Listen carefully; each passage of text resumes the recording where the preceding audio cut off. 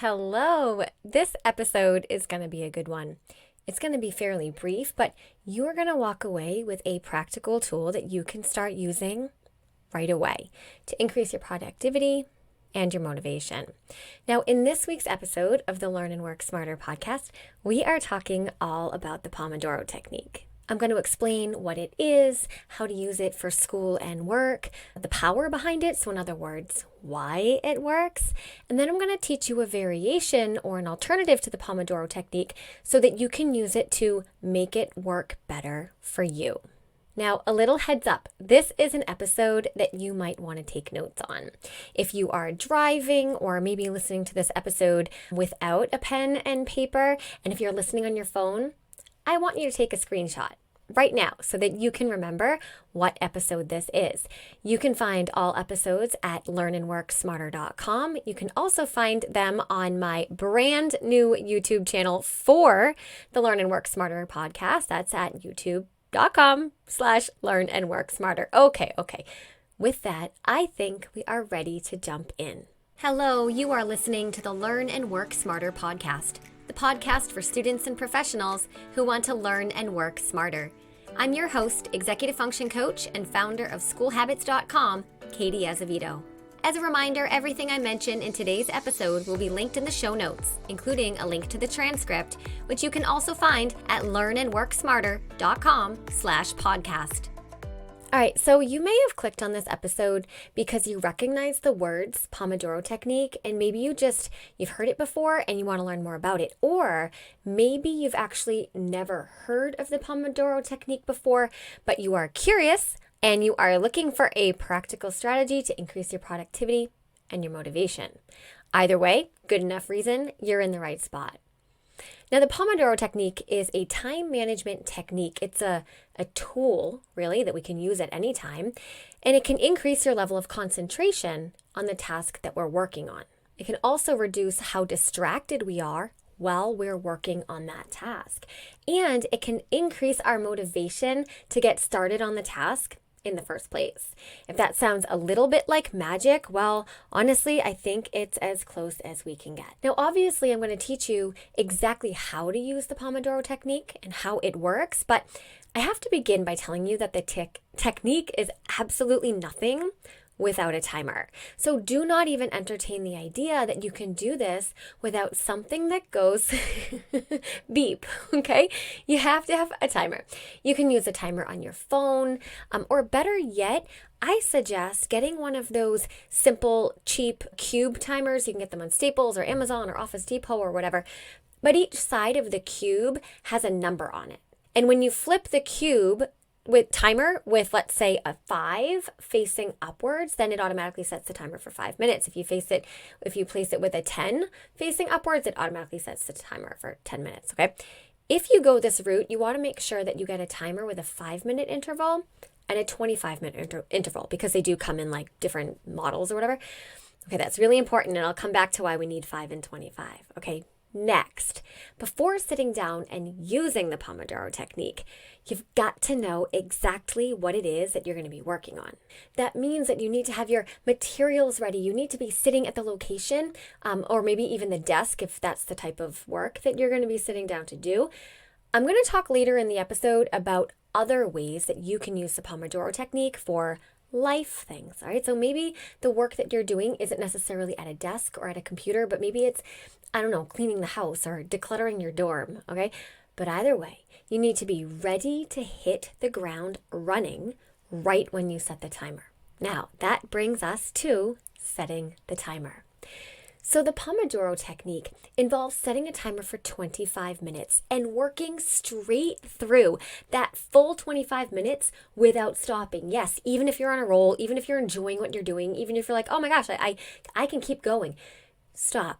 You stop when the timer beeps. Now, when the timer goes off, you're going to set it again for 5 minutes. This is a break, and you get up from the space that you're at, maybe it's your desk, and you do something else for that 5 minutes. Now, I'm going to share some ideas of what to do and definitely what not to do during that 5-minute break a little later in the episode, okay? But when your 5-minute break timer goes off, get back to work and set the timer for another 25 minutes. Now, if any of you are doing the math right now, just 2 Pomodoro sessions equals 1 hour or 60 minutes. So you've got 25 minutes of work and a 5-minute break. That's 30 minutes, 25 minutes of work, 5-minute break. That's another 30. That equals 60, right? At this point, after 60 minutes, you could consider taking a longer break of 15 minutes. Some people do need that, but I'm going to say no longer than that.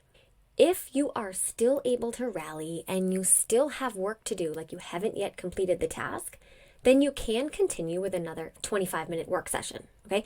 But my recommendation is that you don't do more than 3 25-minute work sessions, totaling 90 minutes, without a longer break of 15 minutes. All right, now before I explain the different scenarios that you can use Pomodoro Technique for, before I explain what to do and what not to do during your break and an alternative, like I said, that I would share at the end, I am going to share why the technique works. And I feel that when we understand the rationale or the reason behind something, okay, that's something that we're told works, we have more buy-in and we're more inclined to actually take action on the strategy that we are learning. So you might be watching this on YouTube. You might be listening to this as a podcast, right? In your podcast app. That's all awesome.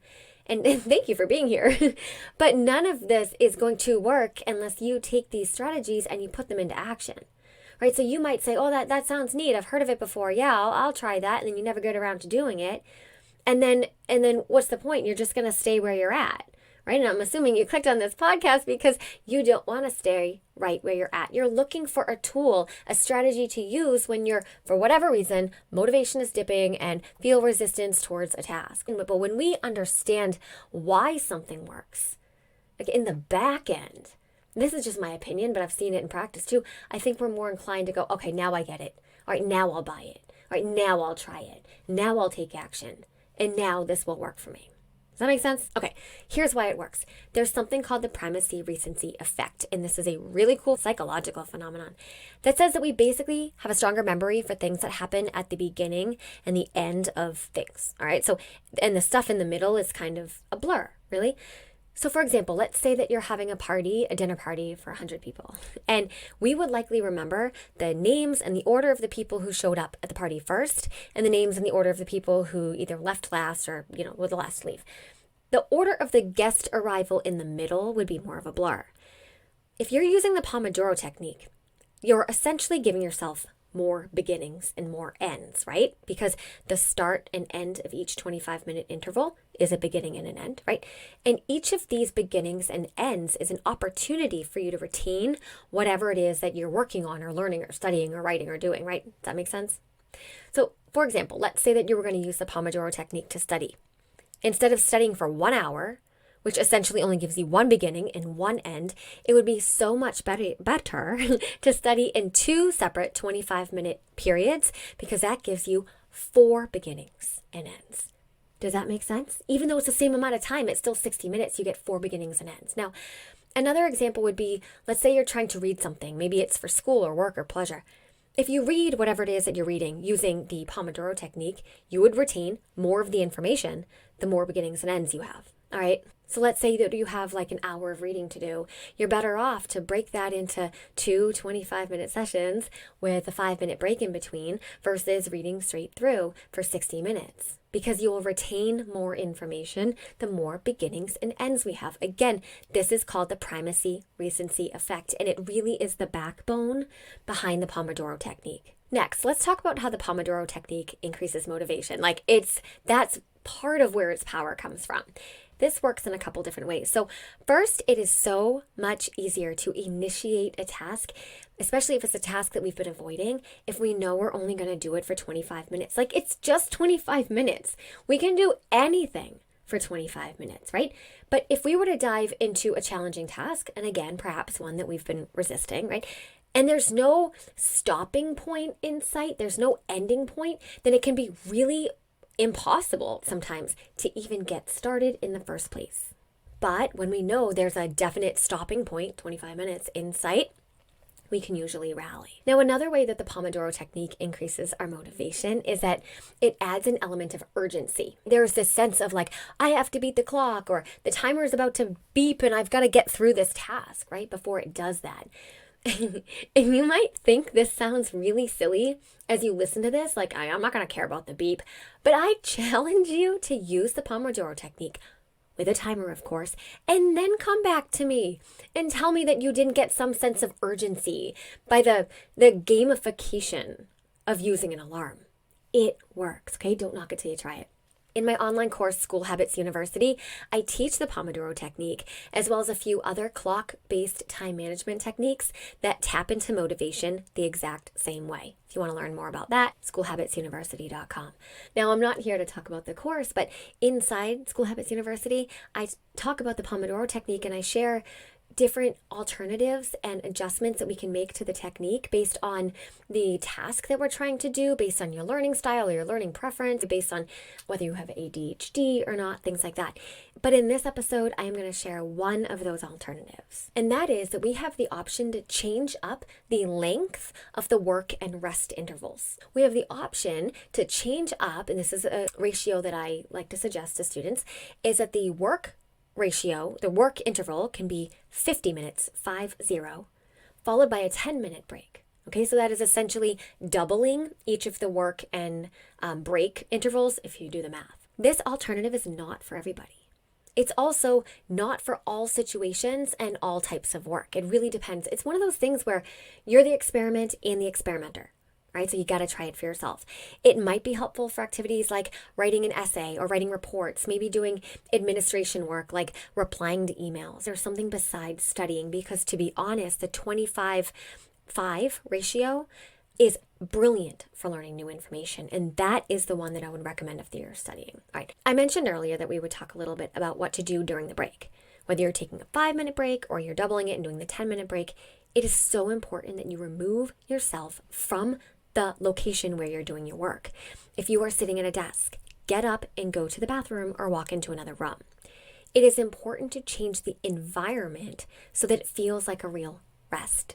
Okay? It's also absolutely critical not to do anything that is going to trigger a strong emotion during the break. Now, obviously, that means avoiding social media, right? Or anything that has the potential to make you feel really positive or really negative or really anything in any way. Here's why.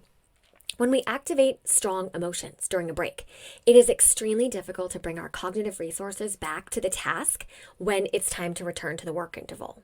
Now, some other ideas for your break, other than, doing anything that's emotionally triggering, could be to get a snack, to walk around, to pet your cat, to go to the bathroom, to read something neutral, I don't know, like something to do with sports or something, not the news, all right?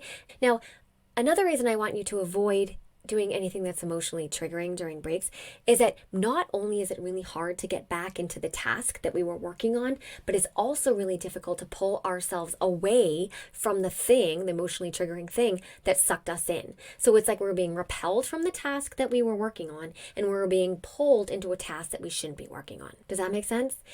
And then honestly, if you're anything like me, I wouldn't even hear the 5-minute timer go off, right? If I'm watching a cat video, right? If I'm watching a video of a cat snuggling with a monkey, that gets me every time.